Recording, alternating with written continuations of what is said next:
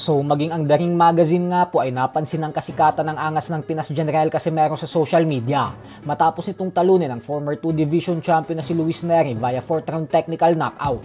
Ito po ay dahil nag-post rin ito sa kanilang official Facebook page at nagtatanong kung sino daw ba ang gusto nating makitang sunod na mga kalaban ng angas ng Pinas. At ang matindi pa dyan ay ang dalawang post ng The Ring Magazine tungkol kay Casimero ay tinalo ang lahat ng post nila pagdating sa engagement, gawa ng libu-libo talaga ang likes at reactions na nakuha nila kay Casimero kumpara sa post nila sa ibang boksingero na madalas ay hindi man lang umaabot sa 1,000 ang likes. Kaya naman magandang balita po ito dahil baka dahil dito ay mapagtanto nila na mainit talaga ang pangalan ni Cuadro Alas at posibleng magbigay ito ng daan para kay Turki Alasik na bigyan siya ng laban sa mga bigating boxing events nito sa hinaharap.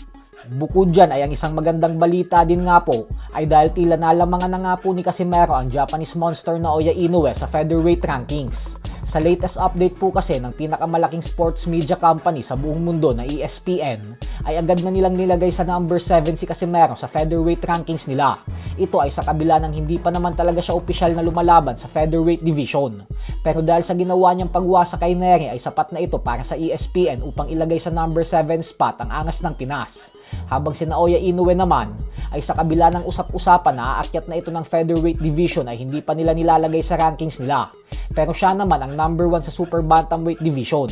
Kaya sa aspeto po na ito ay pwede nating sabihin na nakalamang si Casimero kay Inoue. Dahil pareho naman silang hindi pa lumalaban sa featherweight pero pinasok na ng ESPN si Casimero. Alam po natin yung laban niya kay Tom Misukochi ay sa featherweight ginanap. Pero hindi naman po yun counted kasi wala naman pangalan si Misukochi. Kaya hindi ito ginawang basehan ng ESPN. Kasi kung oo sana ay edi dapat agad na nilang nilagay si Casimero sa featherweight rankings pagkatapos niya itong talunin. Pero ngayon lang talaga nila ito nilagay pagkatapos ng laban kay Luis Neri.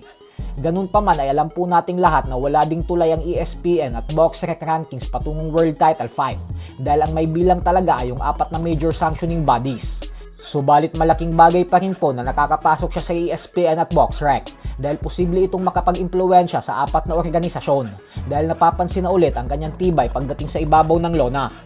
Sa kabilang banda naman mga idol ay pinagtatawanan na naman nga po ngayon ang undefeated 4 division champion na si Shakur Stevenson. Ito po ay matapos niyang sabihin na wala daw silang pinagkaiba ng kanyang idolo na si Floyd Mayweather Jr. Paliwanag ni Stevenson na ang nakakatakot daw kasi ay kapag nakakausap niya umano si Mayweather ay nakikita niya daw talaga ang kanyang sarili dito.